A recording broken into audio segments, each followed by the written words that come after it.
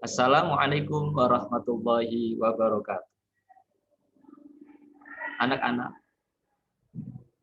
wabil khusus untuk kelas 11 IPA IPS yang adalah pada pertemuan kali ini kita bertemu lagi untuk belajar tentang fikih.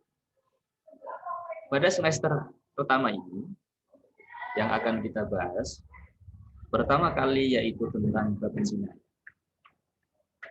Mungkin ini adalah bab yang baru yang belum kalian pernah pelajari sebelumnya.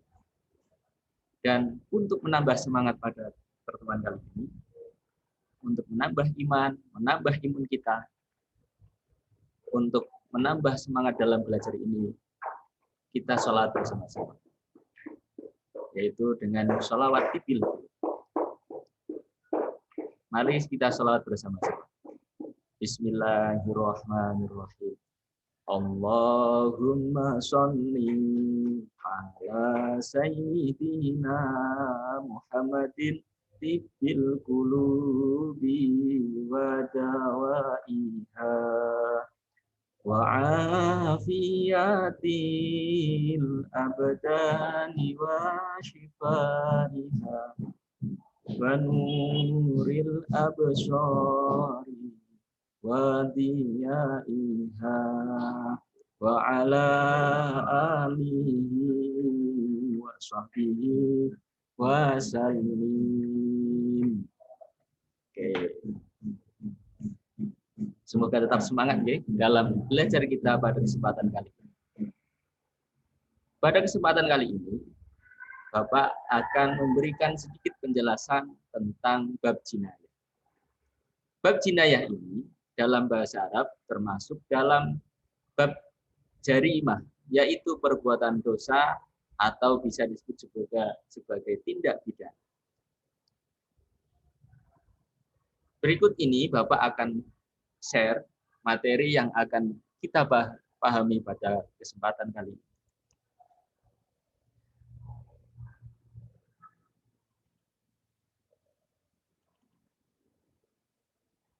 Pada bab jinayah ini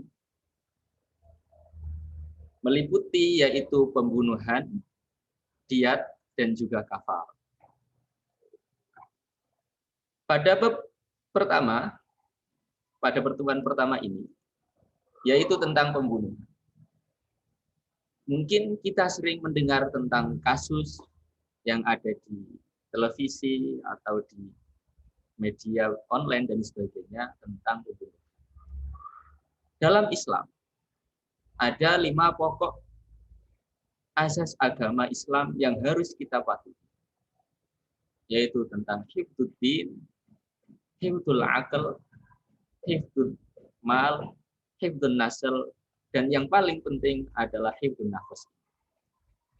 Hifdzun nafas yaitu menjaga jiwa, termasuk hal yang sangat diperhatikan dalam Islam. Makanya Islam juga mengatur tentang adanya hukuman bagi pembunuh. Sebelum kita berbicara tentang hukuman bagi pembunuh, maka terlebih dahulu kita pelajari tentang pengertian pembunuhan.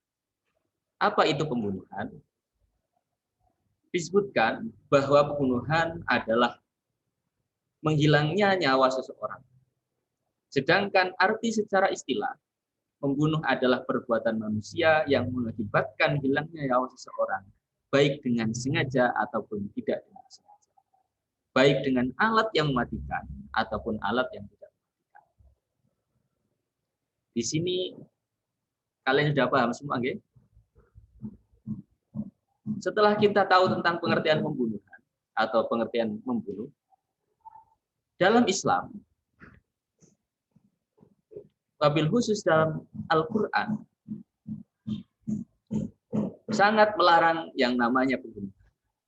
Disebutkan dalam Quran surat Al-Isra ayat 33, wala taqtulun nafsal lati haramallahu illa bil haqq wa man qutila madluman faqad ja'alna liwalihi sultana fala yusrif fil qatl innahu kana mansura. Yang artinya, dan janganlah kamu bunuh jiwa yang diharamkan Allah yaitu membunuhnya, melainkan dengan satu alasan yang benar. Dalam ayat yang lain, dalam surat Al-An'am, firman Allah menyebutkan, Qul ta'alau atlu ma harrama rabbukum 'alaikum alla tusyriku bihi syai'an wa bil walidaini ihsana. Wa la taqtulu auladakum min imlaq. Nahnu narzuqukum wa iyyakum. Wa la taqrabul fawahisha ma dhahara minha wa ma batan. Wa la taqtulun nafsal lati harramallahu illa bil haqq. Dzalikum wasaqum bihi la'allakum ta'qilun. Quran surat Al-An'am ayat 151. Yang artinya, marilah kubacakan apa yang diharamkan atas kamu oleh Tuhanmu, yaitu, janganlah kamu mempersekutukan sesuatu dengan dia. Berbuat baiklah terhadap kedua orang tua, yaitu ibu dan bapak, dan janganlah kamu membunuh anak-anak kamu karena takut kemiskinan. Kami akan memberi rezeki kepadamu dan kepadamu. Dan janganlah kamu mendekati perbuatan-perbuatan yang keji, baik yang nampak di antaranya maupun yang tersembunyi. Dan janganlah kamu membunuh jiwa yang diharamkan Allah, melainkan dengan sesuatu sebab yang benar. Demikian itu yang diperintahkan kepadamu supaya kamu memahaminya. Dalam Quran surat Al-An'am ayat 150. Bisa dipahami semua nggih? Bahwa dalam Islam tidak boleh yang namanya. Selanjutnya, Islam juga mengatur tentang macam-macam pembunuhan. Tidak semua pembunuhan dalam Islam itu dihukumi sama. Dalam Islam dibagi menjadi 3 macam pembunuhan, yaitu 1, pembunuhan sengaja yang dalam bahasa Arabnya disebut sebagai qatlul amd. Apa? Qatlul amd. Apa itu pembunuhan yang sengaja? Pembunuhan sengaja adalah pembunuhan yang telah direncanakan dengan menggunakan alat yang mematikan, baik yang melukai atau memberatkan. Dalam bahasa Arabnya disebut sebagai musaqqah.